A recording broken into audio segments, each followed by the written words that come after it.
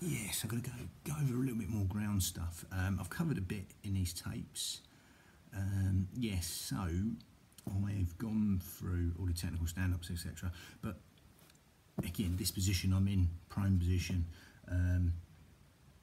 So I mean, I've gone for the scenario of being pushed from the back. You want to get used to break falling all different ways anyway. I've gone through sort of, you know, you want to get to, you know, so you're here, you stop yourself, turn, get up. You'd have to drill this with break falls, you know, front, back, wherever it is, so it's a natural thing, because it'd be done, you know, quite quickly. But again, with Krav Maga or self-defense, you know, we're dealing with situations. This is a crap position. Say someone's been very, very quick. You've been unlucky and they jump straight on your back in a mount position, so you're in this position, someone's mounting like this on your back. There's a few different scenarios, but you've got to cover them. So because it's the time for doing solo drills, you could quite fit this with your imagery, but I am going to do this with a mate when I get a few mats in the back garden. But I digress there, so let's do this solo drill. So yeah, so I haven't been able to sort of get to here, and look, it's been too fast. Someone's jumped straight on the back of me. First thing, like I was saying with the blocking, Krav Maga blocking, we tend to cover there, the back, the cerebral cortex, the back of the head. You know, it's a bad position. I mean, we're not made to take punishment anyway, but from the back especially. You're on the floor, shit place to be anyway. Got your back, they're a mount. You know, so there's a few things. First of all, bit like, you know, this, when someone's mounting you, they might do that to steady themselves to start off with. So again, we're going to go from that, and then there's other scenarios of pulling the head up. They're trying to, you know, push your head in towards the floor, all sorts. So first thing, you want to cover that basically. That's a crap. You know, you do not take a few elbows there. Not a good thing. I mean, they. I think it was UFC 15 when Rabbit shots were banned, so it's quite a way back. Yeah, but and then they had gloves then, so 14 had gloves. Yeah, and UFC 12 would have weight classes, but again, you know, I say it will be even worse here, because no weight classes, no gloves. You know, if they've doing elbows to your back, your head, you want to cover that straight away, safety wise. So first thing, cover that occipital area there, okay, with your hands.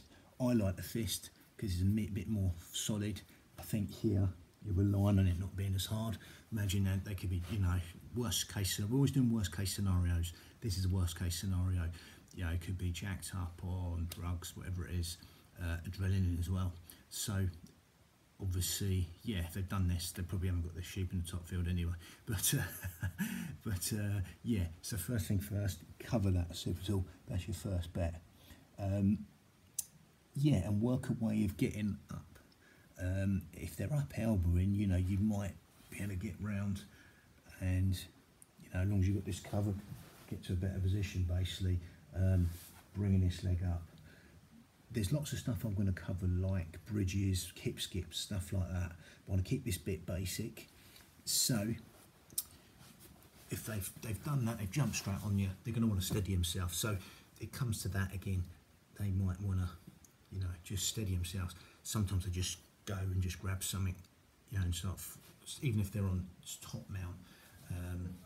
There's lots of oopers you can do to get out of it, but they've got a back, so they just steady themselves to start. So if they've already got there before you got your hands there, you know, you're lucky they haven't got an elbow in already. So you want to get your hands there, and then you're not going to do any classic moves there. It's going to be messy as hell. So you get these up here. You want to grab one wrist here. If you're lucky enough to grab their other wrist, you can take it under, so you can get this sort of motion and the leg up here. And then that'll help you turn, because their arms this way, and you can turn. Again, that's just getting you a little bit better position. they might roll, they haven't got a good base, whatever. I'm going to do lots of oopers and stuff like this, different oopers when I get a mate on the mats with us. But I'm doing these sort of scenarios. So let's go over that again. So you hit the deck, you haven't been able to get to here and get up. Someone's jumped straight on you, cover that straight away. Okay. If they've got their hands in, they're going for this to steady themselves, whatever. For the hands, just go for the hands, obviously. It's going to be a natural thing. If you can get one, if you can get two, great. Then that side, you're going to put your leg up and you're going to turn. Okay, that'll give you a turn. So you've got one wrist of theirs, they're sort of like this. You've got a leg up there and you can turn there. So you're getting sort of like their blind side for a bit, but it just helps you mechanically get to a better position. There's lots of oopers. Hopefully you'll spin with them and you'll end up on top. But again, I'm going to go through all the oopers and stuff like hip skips to blend in with this. These are all things you do on the ground, but I'm just blending it in with a Krav Maga, the way we do it and the scenarios you get. So hopefully if you get two wrists, because the hands are like this, you can take one in here, one there. Again, this one's inside, you're going to take this leg up, okay, and you're going to go towards this bent leg. So this is like this, here, this bent leg. Again, this is the way you want to move anyway. It might be if they're striking, they'd be off balance, so you might just get this leg up and get a turn in, and you can see what you're doing then. But yeah, so there's two scenarios there really. So they've got hold of there, great. That's a better scenario. They're trying to steady themselves or whatever. You can grab a wrist, take it in. So you're basically trying to do that with their wrists. Grab, you know, their base this leg up. It might just be though, if you can't get hold of them, or they're just trying to strike you, they might be a bit off balance, hopefully from the back. If they're trying to elbow the back of your neck, they know what they're doing a bit. But you can, again, this is the way you'll get up and turn back into them. But hopefully, you know, and just cover this and turn round. So it gets you a little bit better position. There's other scenarios, so they've jumped on the back. They might have just done this to steady themselves, so they can grab here, pull your head up, down towards the floor. So there's a better scenario there to do. So if they're doing that, you can feel their hands on there. You're going to get one hand underneath. Again, brace the opposite leg up there. Okay, so there's three scenarios there. So they walk you down, you cover the back of your head here. Okay, they've gone straight for here. That'd be the next port of call anyway. With two hands, trying to sort of do that towards the floor. You know, you don't want to be there, so you want to get the better position. So you want to pick a side you go in, walk that underneath. You got it going from here. Hand goes underneath there, and brace the opposite leg up. Okay, so you can always just practice these, and that's going to get you around to a better position. Hopefully have a crap base and they're all off balance. So there's three scenarios I'm going to cover there. Let's go over them again. So first things first, cover them occipitals. Yeah, that just buy you a bit of time really and stop you, you know, they could do all sorts there. But so just straight there. If you get a wrist or two, you can get two wrists. When it's not doing that, they got there, then great. Then, you know, just get this going. Get one in, and one out. Again, the one what's going basically this way, you want to be able to turn. So basically, the one that's coming in this way, you want to be able to brace this leg up and just turn and come up here. Okay, again, just gets you to a better position. You can see what's going on. Okay, the other way, if they're elbowing still, it might just be a case of just going to here, you know, protecting that, what they're elbowing or punching. They could be just whatever they're doing, striking the back of your neck. You don't want it, and then get into here. Okay, but if you're sort of doing all this, they're either going to go try and elbow your spine or something, or you know, whatever. Gives you a bit of thinking space here. So the next thing, they might go to here. You'll feel the hands there, trying to pull your head up down towards the floor. So you want to just keep one side, pick whatever side you're going to go. If it's that arm, okay, this leg's going to come up, but the other hand's guarding here.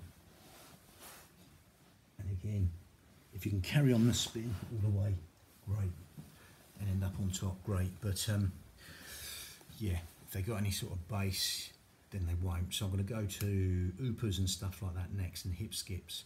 But these are just scenarios you might get. But working off a flinch response, all this you'd have to drill.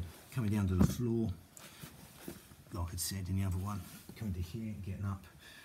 Again, so you drill them every session. Drill all your breakfalls different ways, getting up. All the different scenarios that I've done in these, you'd have to drill them. You can drill them. It is quite good because you can actually imagery do these. You do 10 on each one. You know, it won't take much of your time. You've got it in your head before you drill it with a partner. But yeah, you've got a few different scenarios there. But hopefully you're going to have to sort of turn and get up. You know, so again, it's all about basing that leg up. Like I say, it might be as simple as protecting that, getting that leg up, and getting just having a good turn and a roll. You know, just rolling. You know, with it. But we're going to sort of Upas and stuff like that next. Getting out of like mount. At least that'll be a little bit better for you. Someone having your back, doing all sorts. You know, elbowing the back of your head. Like I said, it's a flinch response. You have to drill these, so it comes natural. The first thing you do, without thinking. You know, even if you're just drilling, the more you can drill, obviously. But I say, if you drilled this 10 times on your own, and then did it, you know, a couple of times a week, whatever it is at the on the mats or at the club or whatever, it's going to be in there. And you go straight to that. That'd be your first port of call. Bang. So Upa's next, and hip escapes and bridges. So that mixes in with all that. But again, crap scenario. It's just getting you used to. If again, all else fails, protect the back there and try and turn. You can brace my leg up and turn. Get to a better position and carry on turning. Hope you end up on top. If you don't, what we're going to do is go for Upas, escapes to the mount. So someone's mounting you, you're in a better position, then mounting you, you're on your back, and then mounting you here. Better position than you had, but not, it's still crap. So that's on the next tape. I'm going to try and, you're going to do that with me. Bang.